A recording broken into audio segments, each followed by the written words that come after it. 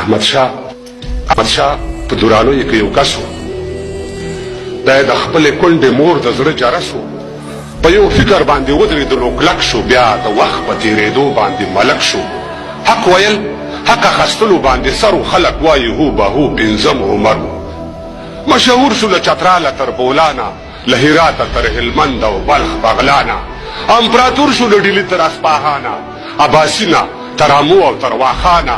پوهنمله پوهندویه پوهیاليه ننګیاليه او توریاليه ګټیاليه.